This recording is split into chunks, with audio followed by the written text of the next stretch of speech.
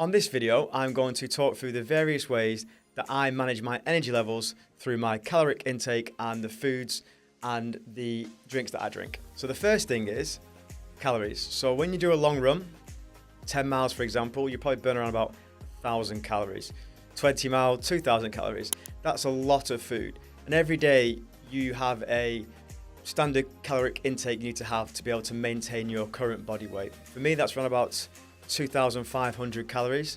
So if I do a 10-mile run, I've got to then eat 3,500 calories to make sure my body weight is maintained. I don't want to lose too much weight because I'll feel weaker in the gym. I don't want to gain too much weight because I want to feel light on my feet when I'm running. So I have to be sure that I'm actually keeping within that limit every single day. So it does mean that if you do a 10-mile run, you get to eat a little bit more food that day, which is great. The way I do that normally is to look at it in a week period. So rather than looking at it in individual day and then eating back, say 2,000 calories if you're on a 20-mile run, I'll think, well, maybe the next day I'll have a few more calories that day when I'm not running.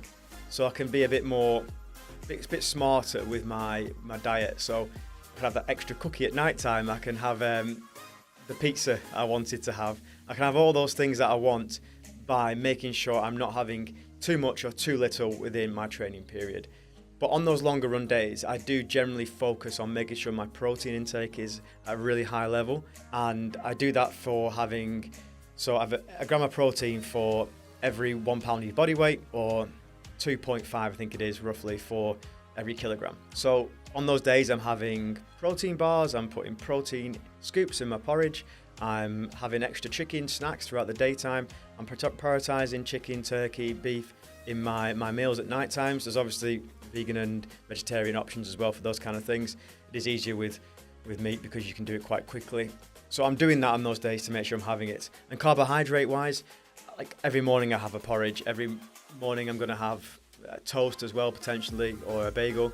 I'll just have a bit more on those days where I'm doing my longer runs before it. And then afterwards, I'll make sure I'm also really focusing on my hydration. So when I've done my long run, I will quickly, when I get back, have a hydration tablet.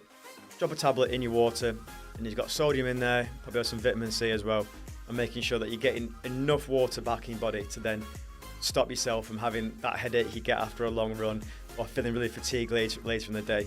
When you're running long distances, you need water, you need sodium because you're sweating, so you need to make sure you get that back in your body as quickly as possible.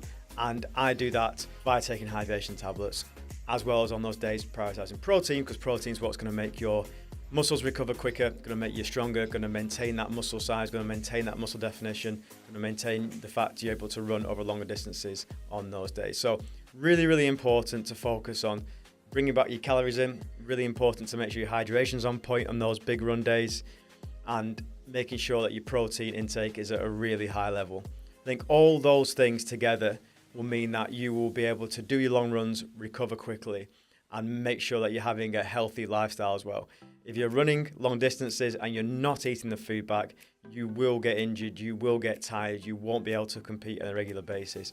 All the top nutritionists, I'm not a nutritionist, this is just me giving my advice on what I think it is. I'm not a professional in this space. I do have a sports science degree with nutrition modules in there, but I'm not a qualified professional to give you this advice. However, I do think that if you eat and you think about your caloric intake from this perspective, to make sure you eat back at least 3/4 of those calories that you're spending on those days, you're going to make sure that your body is in the best place it possibly can be to compete and to run and to maintain your physical fitness. I hope that you found that interesting. My name is Matt Woody Wood. You can find me on the different channels. And for more on Run Through, check out runthrough.com.